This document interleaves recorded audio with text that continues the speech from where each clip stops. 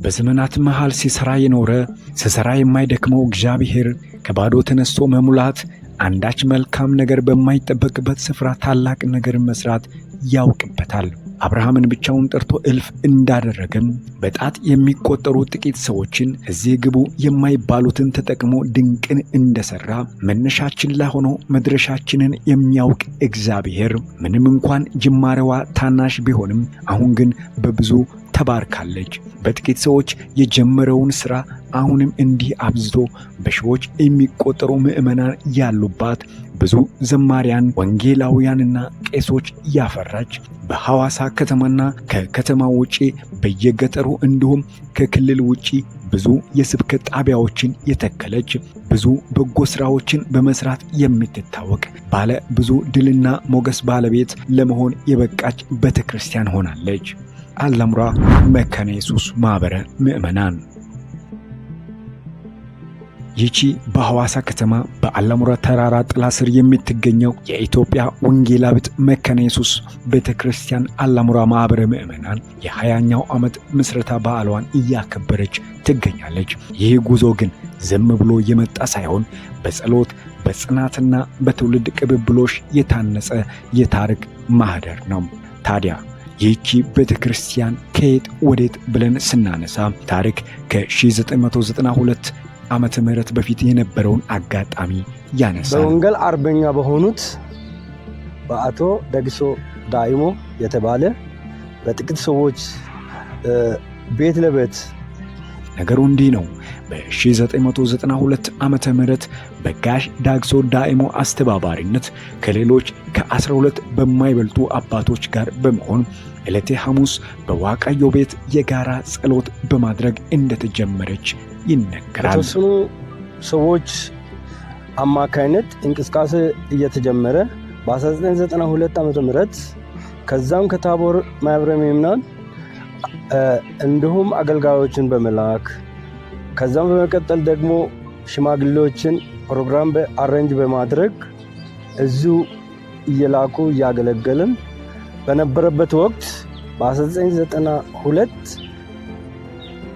ሂዳር መጨረሻ አካባቢ መሬት ታቦር 12 በመቶ የሆነውን መሬት ገዝታ እንዲሁም በዶክተር ከበደ ሙላት አማካይነት እዚሁ መሬት የሚሸጥ አለ ብለው ጠይቁን።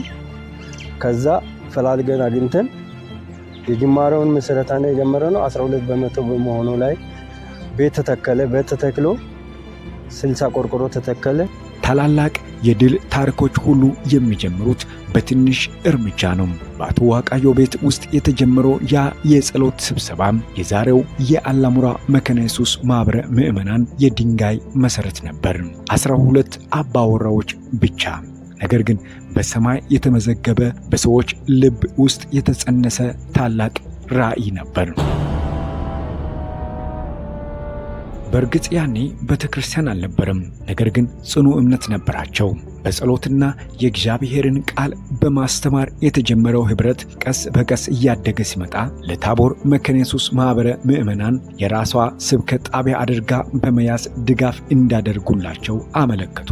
የሐዋሳ ታቦር መካነ ኢየሱስ ማኅበረ ምዕመናን ጥያቄያቸውን ተቀብለው ይህንን ኅብረት የራሷ ስብከት ጣቢያ አድርጋ በመቀበል በ1992 ዓመተ ምህረት አሁን የምታመልክበትን ስፍራ ጎኑ 12 ቁመቱ 100 ሜትር የሚሆንን ስፍራ ገዝታ ከ40 እስከ 60 በሚሆን ቆርቆሮ የማምለኪያ አዳራሽ ሰርታ ድጋፍ በማድረግ ጀመረች። በጊዜው ሁሉም ሰው ልዩ ትኩረት የሚሰጠው ለጸሎት ነበር። የእግዚአብሔርን ቃል ከፍቶ የሚያስተምርና በዜማ መዝሙርን ለእግዚአብሔር የሚያቀርብ ብርቅ ቢሆንም በዜማ በኩል እናቶች የነበራቸው ሚና ቀላል እንዳልነበር ይነገራል። ታዲያ ይህ ሁሉ ሲሆን ጉዞው አልጋ ባልጋ አልነበረም። የዛሬውን ብርሃን ለማየት ብዙ ጨለማዎች ታልፈዋል። ቤተክርስቲያኗ ለገበሬዎች መሬቷን በክራይ እየሰጠች የምታሳርስበት እንዲሁም ስብከት ጣቢያው አንዳንድ ወቅት ይዘጋ እንደነበር ይነገራል። ስብከት ጣቢያው የሚዘጋው የቤተ ክርስቲያኑ አባላት እንደ ወቅት ሁኔታ ከቦታ ቦታ የሚዘዋወሩ በመሆናቸው ነው። የማሳ ወቅት ሲያልፍ ሰፈር ቀይረው ስለሚሄዱ ሰው ባለመኖሩ ምክንያት ይህ ስብከት ጣቢያ ይዘጋ ነበር። ነገር ግን አባቶችና እናቶች ተስፋ አልቆረጡም። ጸሎታቸው ከመሰዊያው አልጠፋም። እንባቸውም በከንቱ አልቀረም። ነፋስ አታዩም፣ ዝናብም አታዩም፣ ይህ ሸለቆ ግን ውሃ ይሞላል የሚለው የተስፋ ቃል የጉዟቸው ስንቅ ነበር። ይህ በእንዲህ እንዳለ አላሙራ ስብከት ጣቢያ ህዳር 1999 ዓመተ ምህረት ድረስ በታቦር መካነ ኢየሱስ ማኅበረ ምዕመናን ድጋፍ ሲደረግላት ነበር። ከድጋፎቹ መሃል ወንጌላዊ አሸናፊ ሳሙኤል የሚባል አንድ ወንጌላዊ መድባ የእግዚአብሔርን ቃል እንዲያስተምር አደረገች። ለመጀመሪያ ጊዜ የደህንነት ትምህርት ለአባላቱ ያስተማረው ወንጌላዊ አሸናፊ ሳሙኤል ነበር። ይህ ወንጌላዊ ከ1 እስከ 2 ዓመት ድረስ ካገለገለ በኋላም ወደ ሆጋኔ አጥቢያ አገልግሎቱን ቀይሯል። እንደገና ታቦር መካነ ኢየሱስ ማኅበረ ምዕመናን ብዙ አካባቢን እየዞረ የሚያገለግለውን ቄስ ታደሰን ለአላሙራ ጣቢያ መደባ እንዲያገለግል አደረገች። ቄስ ታደሰ እስከ አርሲ ነገሌ ያሉ ማኅበረ ምዕመናንን የሚያገለግሉ በመሆኑም እየሄዱ እየመጡ ያገለግላሉ። ቄስ ታደሰ የቅዱስ ቁርባን አገልግሎትና ትውልድን ከማስተማር ባሻገር ለቤተ ክርስቲያኑ የሚያስፈልገውን ሁሉ በማመልከቻ ጽፎ ወደ ታቦር መካነ ኢየሱስ እያቀረበ ድጋፍ እንዲያደርጉ ያደርግ ነበር። ህዳር 19 ቀን 1999 ዓመተ ምህረት ይህ ቀን ለአላሙራ መካነ ኢየሱስ ቤተክርስቲያን ተራ ቀን አልነበረም። ከስብከት ጣቢያነት ወደ ማኅበረ ምዕመንነት የተሸጋገረችበት፣ ራሷን ችላ ለመቆም ቆርጣ የተነሳችበት የታሪክ ምዕራፍ ነበር። ነገር ግን ይህ ሽግግር በደስታ ብቻ የተሞላ አልነበረም። ከኋላው ታላላቅ ፈተናዎችን አዝሎ የመጣ እንጂ። በወቅቱ ቤተ ክርስቲያኗ የነበራት አቅም እጅግ አነስተኛ ነበር። ምዕመናኑ በቁጥር ጥቂት፣ የገንዘብ ምንጩ ደካማ ነበር።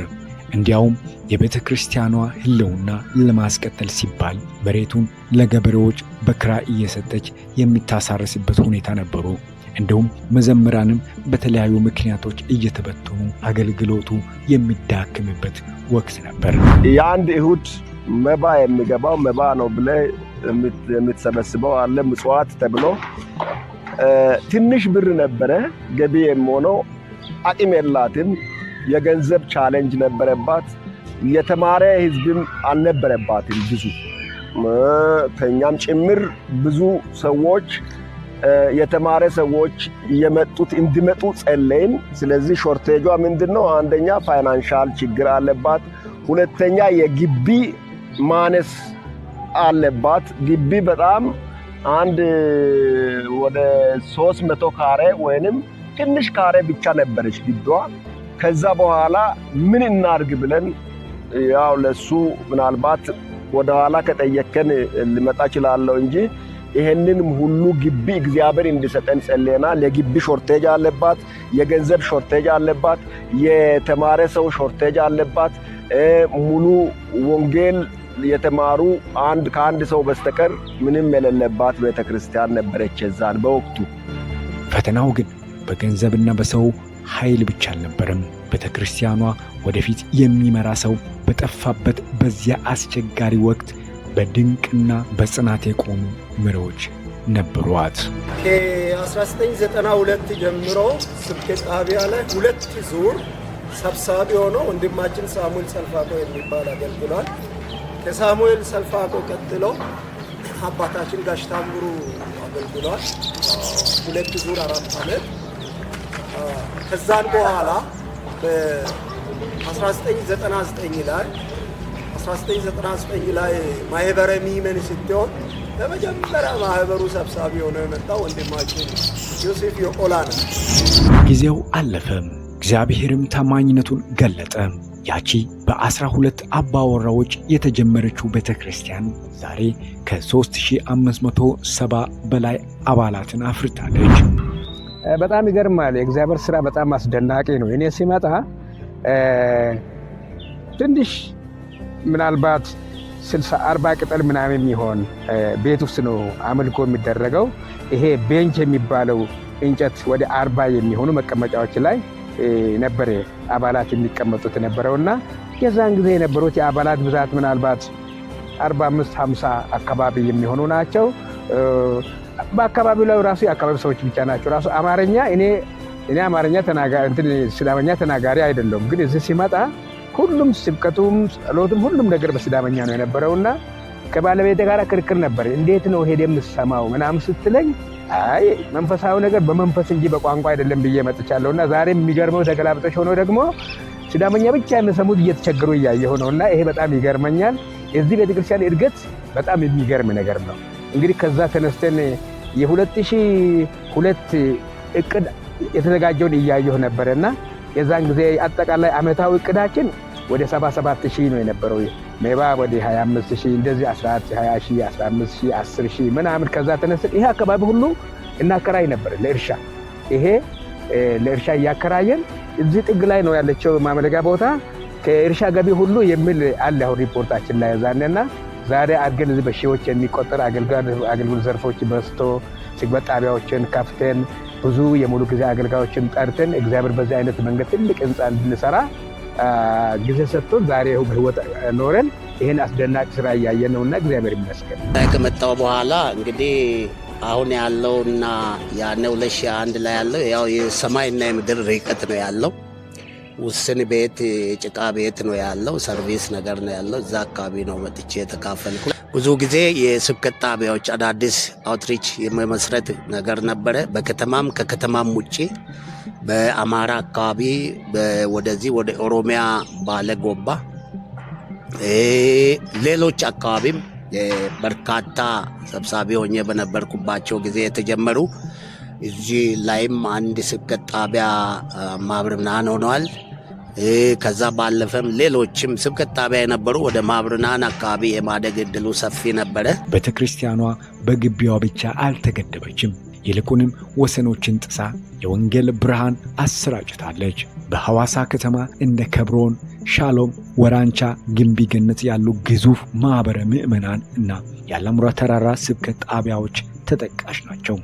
እንዲሁም የክልሎች ወሰን ተሻግራ ቤተክርስቲያኗ የኢትዮጵያን አራቱንም ማዕዘናት ነክታለች። በወሎ መካነ ሰላም፣ በባሌ ዲንሾና ጎባ፣ በኦሮሚያ ኮኮሳ፣ በሰሜን ደብረ ታቦር እንዲሁም በጅማና ቦንጋ የተከፈቱ ጣቢያዎች የአላሙራ መካነ ኢየሱስ የራእይ ስፋት ማሳያዎች ናቸው። እኔ ሲመጣ ስብከት ጣቢያ አልነበረም። በታሪክ እንደሚያውቀው ቱላም ተጀምሮ እንደቆመ እዚህ አዲሱ ማረሚያ አካባቢም አንድ ስብከት ጣቢያ ቦታ ተጀምሮ እንደቆመ ነው ያየሁት። ግን ከዛ በኋላ እግዚአብሔር ረድቶን ስብከት ጣቢያዎችን ወንጌል ማዳረስ ስራዎችን መስራት አለብን ብለን በወቅቱ ከነበሩ መሪዎችን አገልጋዮች ጋር በመመካከር ብዙ ስብከት ጣቢያዎች ተጀምረዋል። መጀመሪያ የጀመርነው ስብከት ጣቢያ እዚህ ከተማ ውስጥ ከብሮን መካነ ኢየሱስ ማህበረ ምዕመናን የሆነው የዛን ጊዜ ስብከት ጣቢያ ጀምረናል። እሱም ውጤታማ ሆነናል። አሁን ራሳቸውን ችሎ 2 ቄሶች ወደ 3 ወንጌላውያን ያሉበት ሰፊ ቦታ ይዘው እያገለገሉ ያሉበት አለ በዚህ ከተማ ውስጥ። ከዛ ጀምሮ ከከተማ ውጭም ብዙ ስብከት ጣቢያዎችን ጌታ ረድቶን አገልግለናል።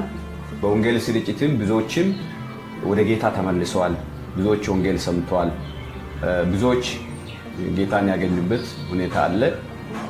በከተማ ውስጥ ያሉትን ስብከት ጣቢያዎችን ለማንሳት ያህል ጊዜያቸው በተለያየ ዓመት ቢሆንም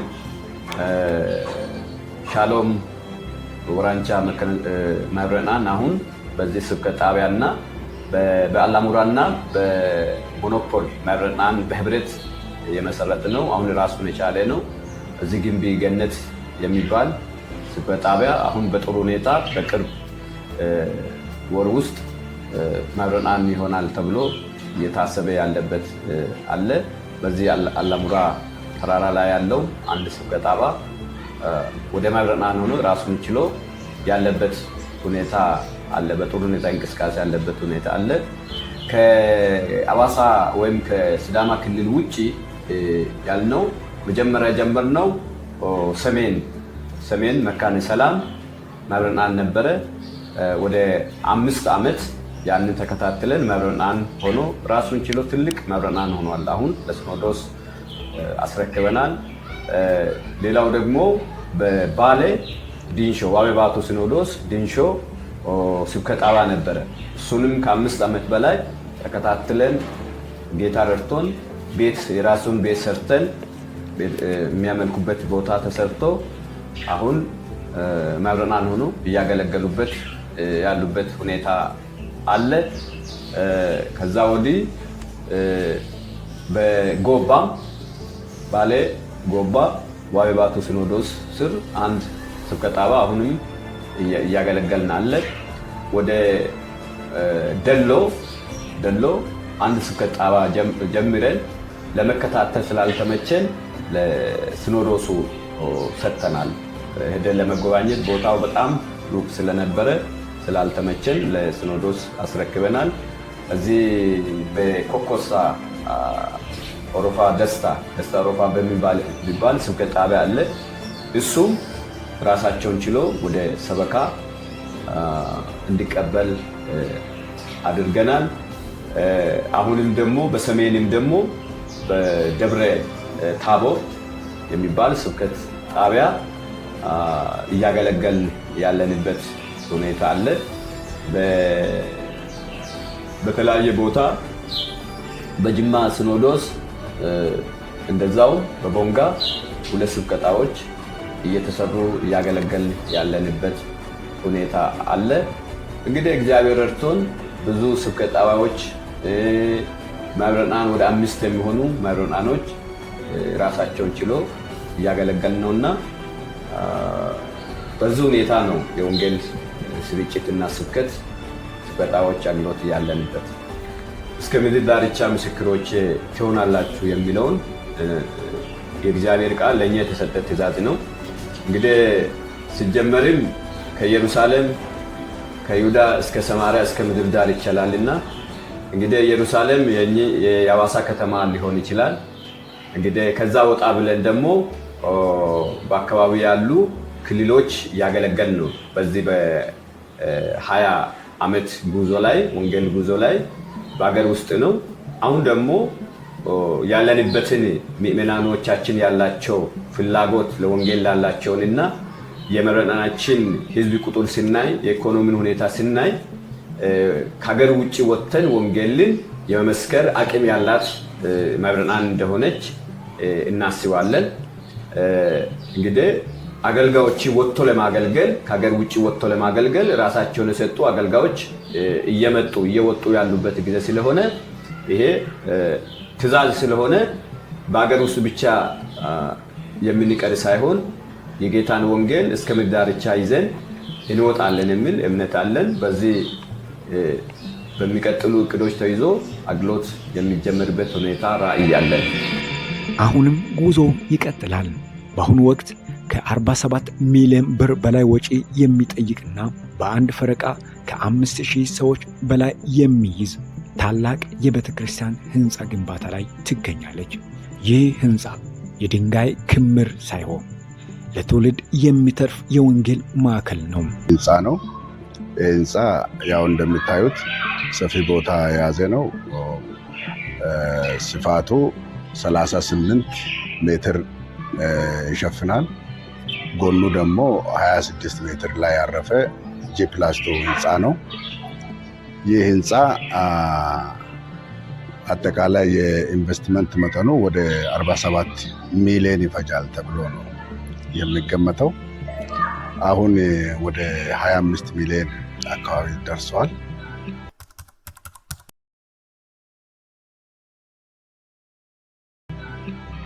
ወንጌል እንግዲህ ዘር ነው። ወንጌል የሚኮተኩት፣ የሚዘራ፣ የሚያጭድ በተለያየ ትውልዶች የሚደረግ የቅብብሎሽ ስራ ወይንም አገልግሎት ነው። እስከ ዛሬ ድረስ ለ20 ዓመት ከ20 ዓመት በላይ የአላሙራ መካነ ኢየሱስ ቤተክርስቲያን በብዙ ፈተና አልፋለች። አባቶች ብዙ ዋጋ ከፍለው ለዛሬ አድርሰዋል። ከሚባለው በላይ ቤተክርስቲያናችን በጥቂት ሰዎች ብትጀምርም አሁን ሰፍታለች። የወንጌል ባህሪ ስለሆነ እስከዛሬ ደርሳለች። አሁን የሚታዩም ማይታዩ መንፈሳዊ ዓለም ላይ የተሰሩ ብዙ ስራዎች አሉ።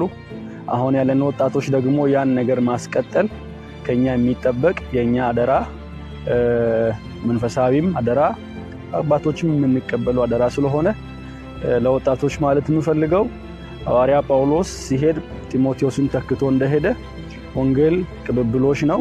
አንዱ አንዱን ተክቶ የሚያልፍበት እንደዚህ አይነት ጎዳና ስለሆነ በክርስቶስ ጸጋ በመሆን የተቀበልነውን ወንጌል አባቶች እስከዛሬ እስከዚህ ያደረሱትን ወንጌል ከጫፍ ለማድረስ ሁላችንም በተሰጠን አደራና በተሰጠን ጸጋ ስጦታ በመትጋት እንድንበረታ እንድንጸና አሳስባለሁ። ትናንት ወጣት የነበሩ አባቶች ዛሬ አርጅተዋል።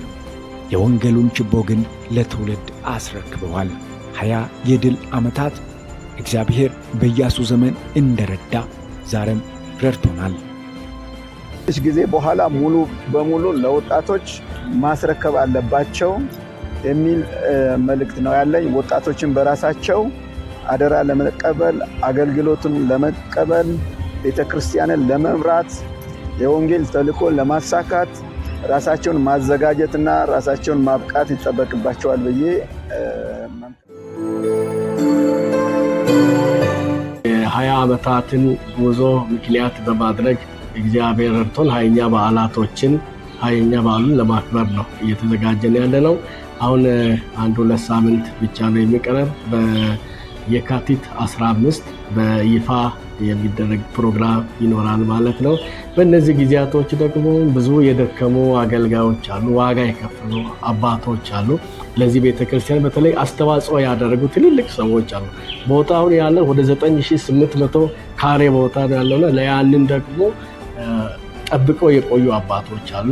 እነሱንም እንግዲህ በህይወት ኖረው ዛሬ ያን ለማክበር ዝግጅት በምናደርግበት ሰዓት ላይ ነው ያለነውና እነሱንም እንኳን አደረሳችሁ እንኳን ደስ አላችሁ ለማለት እፈልጋለሁ። ሌሎች ደግሞ በቤተክርስቲያናችን ውስጥ ያሉ አገልጋዮች አሉ፣ ወንጌላውያኖች አሉ፣ ቄሶች አሉ። እነሱንም እንኳን አደረሳችሁ ለማለት እፈልጋለሁ። ሌሎች ደግሞ 6 ኳይራቶች አሉ። በቁጥራቸው ወደ 300 የሚጠጉ 6 ኳየር ግን አሁንም ሌሎች እየተደራጁ ያሉ ኳየራቶች አሉ በመደበኛነትና እነሱንም ደግሞ እንኳን አደረሳችሁ እንኳን ደስ ያለን ለማለት እፈልጋለሁ። ዘርፎችና በመንፈሳዊ ዘርፍ ውስጥ ያሉ በዛ ስር ያሉ የአገልግሎት ቡድናቶች አሉ። እነዚህንም እንኳን አደረሳችሁ እንኳን ደስ ያላችሁ ለማለት እፈልጋለሁ። በአጠቃላይ ምእመናኖቻችንን ይሄ እግዚአብሔር በእነዚህ በ20 ዓመታቶች ውስጥ የረዳንን እግዚአብሔርን የምናስብበትን ቀን ስለሰጠን እንኳን አደረሳችሁ እንኳን ደስ ያላችሁ ለማለት ፈልጋለሁ። አመሰግናለሁ። የአላሙራ መካነ ኢየሱስ ቤተክርስቲያን የ20 ዓመት ጉዞ ምስክርነታችን ነው። ነጋችን ደግሞ ከዚህ ይበልጣል። የሰማይ አምላክ ያከናውንልናልና እኛም ባሪያዎቹ ተነስተን እንስራ። እንኳን ለ20ኛው ዓመት የምስረታ ክብረ በዓል በሰላም አደረሳችሁ።